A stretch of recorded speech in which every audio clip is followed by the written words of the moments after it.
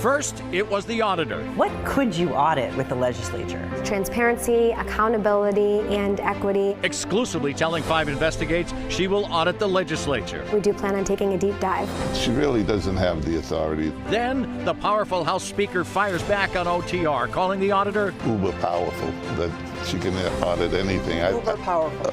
Yeah. the next round in this battle this morning. Right here at the table is the auditor, Diana DiZoglio. She joins us this morning. It's great to see you. So you just heard the speaker say you're uber powerful. Are you uber powerful? Yeah, well, I find it unfortunate that the speaker chose to personalize this conversation. We are doing our job in the auditor's office and auditing.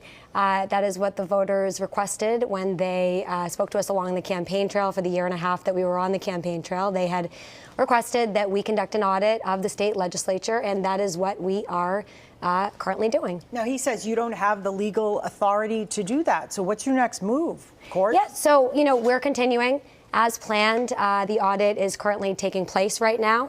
The audit is currently taking place right now. We have begun the process of conducting the audit, yes. So, yes, I hear that a state representative who happens to be the speaker has, suggested that he is not happy about this audit taking place, but our office is moving forward as planned, and we are currently conducting the audit. But don't you need his cooperation and the cooperation of the Senate President?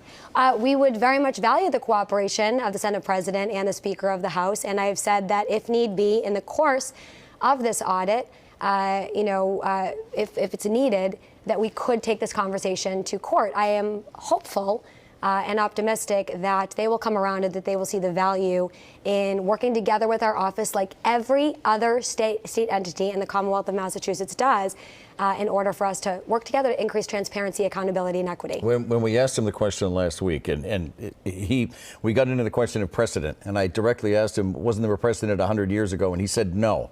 Is there a precedent for the auditor to audit the legislature? There absolutely is. And, when we first had looked into this with Channel 5's own Karen Anderson, we had actually conducted some research, and we found in the archives an audit from 1922 that was conducted. Which he says is not an audit. He called it a financial accounting. He called it a financial accountability. It was an audit of the state legislature. And we actually, speaking of precedent, we've been conducting a lot more research recently. And these are?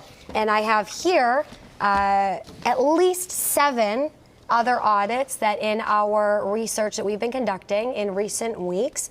Thanks to my staff, they've done tremendous work on this. And these are audits of the state legislature? We've been able to find other times where the state legislature has indeed been audited. Yes, sir. Thank you.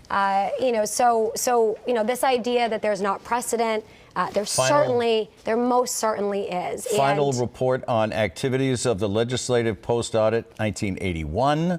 Office of the State Auditor's Report, 2006. State Auditor's Report on the activities of the legislature, 1986.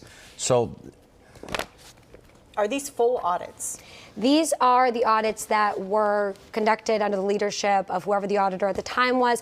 One of them looks at information technology within the legislature and points to potential gaps in the system and where the legislature needed to make updates regarding their information technology. And another audit that was conducted actually in 1991 looks at the policies and procedures surrounding an issue with overpayments that were made to a legislative court officer. So as recently, though, as 1991? We have one here from 2006. Yep. Right. So these were Is there anything missing from these? So we are looking through the reports right now and taking a deep dive again alongside all of our staff. And they're finding that there are incidents where in the annual report for the auditor's office, it's listed that there was a legislative audit conducted. However, many of those actual audits are missing. These are the ones we were able to recover from the archives in the State House Library. There's more where these came from. We just need to find them. So you have said that the audit has begun. What is where do we go from here? The audit continues, and if you have to fight in court to continue it, you will. Yes, we have said that, if it's needed, that we will have this conversation in court. But again, there is clear precedent that this has been done before. And this is an opportunity for the legislature to work alongside of our office to help voters access what's actually going on in the state legislature. The state legislature here in Massachusetts is ranked as one of the least transparent state legislatures in the entire nation. We can do better. We should do better. We must do better. And the auditor's office is here to help. And I just want to ask, if you won't hesitate to use taxpayer funds to push this in court.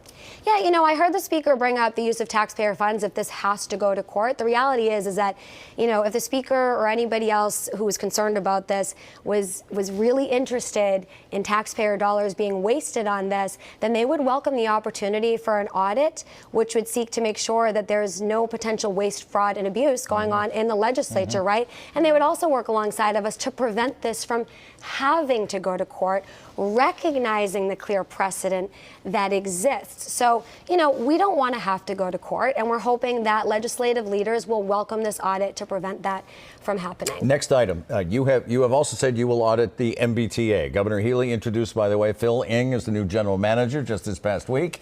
Given the issues at the MBTA, why would you put so much early focus on the legislature rather than, for lack of a better term, forgive me, 100% of your focus on the MBTA? Well, a lot of folks think that we're only able to audit one entity at a time and put all of our eggs in one basket. We actually have 72 audits in the works right now. 72. Yes, there are a lot of moving parts in the auditor's office, and our auditors don't just work on one case at a time. They work on multiple cases at a time, and they do a great job. And we actually are, Ed, working on the MBTA audit. We're conducting a performance and safety audit of the MBTA to help to increase transparency and accountability around, why some of the challenges have been occurring. We know that there have been federal reports. We know that the legislature has conducted oversight hearings. I was one of the legislators that called for those oversight hearings. But the reality is that our office can help in that conversation by shining a light in some of the dark areas of, what's happening behind the scenes in the MBTA, and produce a report that will hopefully help lawmakers and other elected officials, the administration, to be able to better understand where their focus needs to be when they are working to remedy the challenges that are being faced right now. I want to ask about the governor's office. Governor Maura Healey, she did endorse you. Will you audit her office? We are required to actually audit every state entity. And we actually are going to be conducting an audit of taxpayer-funded non-disclosure agreements, as was a commitment on the campaign trail. You may have heard some news about this previously regarding some of the hush settlements that have been occurring and the problems associated with those hush agreements, right? Well, right here in Massachusetts, friends, there are taxpayer dollars being used to fund hush agreements, to potentially silence victims of harassment, discrimination, abuse, all sorts of things that could be hidden. And you were forced, and to be clear, I've been covering you for years, and you were forced, and I remember when you held news conferences at the State House about this as a state rep, as a state senator, you were forced to sign one of these. Yes. And has this started? Has this audit of those started? So we are currently in the planning phase. We are in the beginning phases of it. We are following actually a Montana audit that was done of non-disclosure agreements in the state of Montana that actually, they did a great job at shining a light on how much in taxpayer dollars was spent on silencing employees in state government and potentially protecting powerful perpetrators of harassment, discrimination, abuse, assault.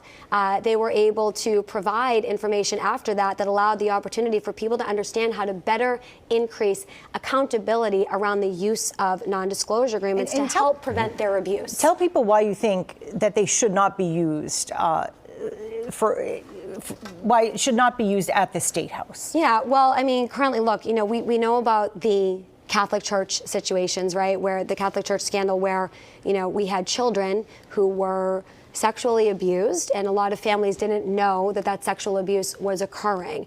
The reason why a lot of families didn't know that was happening was because non-disclosure agreements were used to silence the victims of abuse, thereby allowing other families to be abused who didn't understand that there was a perpetrator hiding in plain sight. We know about the Harvey Weinstein incidents where, women were coming forward and claiming sexual assault and claiming sexual harassment. Right, these are used in private business a lot. You're saying they shouldn't be used at the public level. So I'm giving those examples, though, because, this is what they have been used for and abused.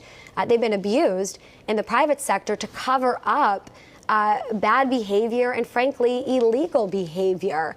It is not okay for our tax dollars to be used to cover up inappropriate behavior in our state government. We know that at least 33 non-disclosure agreements have been given out in our own House of Representatives. 33. But we don't know why. We don't know how much money was spent on them. That's unacceptable. And you would like to get to the bottom of the particularly how much has been spent on them. Absolutely. And we're not just going to be looking at the legislature in that regard. We're going to be conducting a statewide audit, looking at state agencies and entities across the board, including the administration, to your earlier point about the governor's office. Diana. Absolutely.